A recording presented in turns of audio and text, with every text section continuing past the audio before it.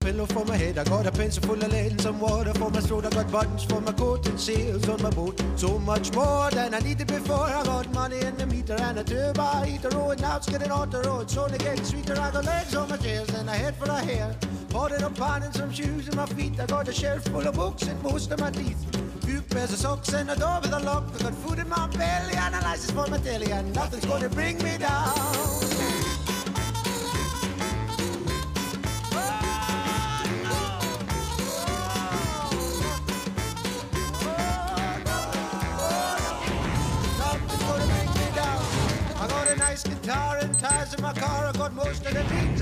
Alors là, nous sommes à Beverly Hills, juste derrière le Four Seasons, et nous allons rencontrer Sébastien Mink, journaliste correspondant du Paris Match depuis 20 ans, qui s'est installé à Los Angeles. Comment vas-tu?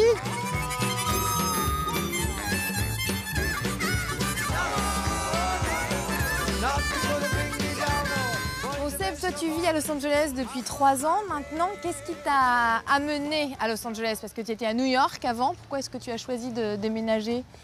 J'ai choisi en fait de déménager ici parce que déjà il y avait une demande qui était assez grosse au niveau de mon journal, au niveau des célébrités. Et je m'apercevais que je faisais de plus en plus d'allers-retours entre New York et Los Angeles. Je me suis dit pourquoi pas habiter ici. D'autant plus qu'en plus ma femme est californienne, donc j'ai trouvé l'amour ici aux États-Unis. Et on s'est rencontrés à New York et puis un jour on a dit on fait le grand pas, on va s'installer à Los Angeles. Toutes les grosses agences sont ici, sont basées à Los Angeles. Donc du coup ça devient beaucoup plus facile pour nous de rentrer en relation avec eux. Je ne vais pas te dire que c'est pas forcément accessible. C'est pas forcément accessible, mais bon, après, il y a quand même un savoir-faire, on reste extrêmement professionnel, et puis surtout, ils ont toujours quelque chose à vendre. Donc nous, on reste un magazine qui a un énorme tirage, donc on devient intéressant pour eux. Et puis aussi, après, c'est un petit peu la notoriété qui fait que, bon, au bout d'un certain temps, les gens commencent à te connaître et ça devient plus facile de travailler avec des célébrités. Parle-nous de ton expérience avec Obama, parce que vous étiez quand même 2 journalistes assez importants dans la couverture de la politique américaine aux États-Unis, puisque c'était l'un des seuls à avoir accès. C'est vrai, ouais, c'était un coup d'essai en fait qu'on a transformé en coup de maître, si je puis dire, parce qu'on a collé au basque. Tu t'envoies les fleurs? Non, mais je trouve qu'en fait, c'était pas facile à l'époque de faire Obama, parce que clairement, de parler, tout le monde était dessus, et puis surtout clairement de parler à des médias français, ça n'allait lui apporter aucune voix. Et c'est vrai qu'avec Laurent Saïm à l'époque, qui travaillait à Canal+, et les journalistes de Paris Match, Régis Le Sommier, on lui a vraiment collé au basque pendant plusieurs mois, plusieurs semaines. Et au bout de plusieurs semaines, en fait, on a touché le sang du Graal. On a eu une interview exclusive de 15 minutes.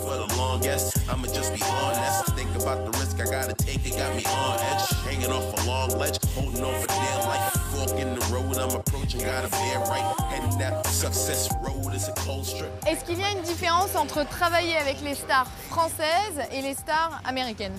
La principale différence que j'ai notée au fil des années, c'est-à-dire que les stars américaines sont hyper concentrées sur leur physique, c'est-à-dire qu'ils ne laissent absolument aucune place à leur... au naturel.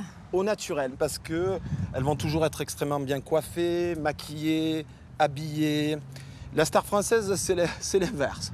C'est-à-dire qu'elle veut absolument tout sauf paraître et être une star. C'est-à-dire qu'elle a envie de ressembler un peu à monsieur et madame tout le monde. Donc c'est vrai qu'on n'est pas sur le même niveau en termes de représentation. Évidemment, ça te gêne, toi? Non, ça ne me gêne pas, mais surtout, de temps en temps, j'ai envie de leur dire, on est là avant tout pour... Je veux dire, un acteur, c'est quelqu'un qui doit être quelqu'un d'autre aussi en permanence.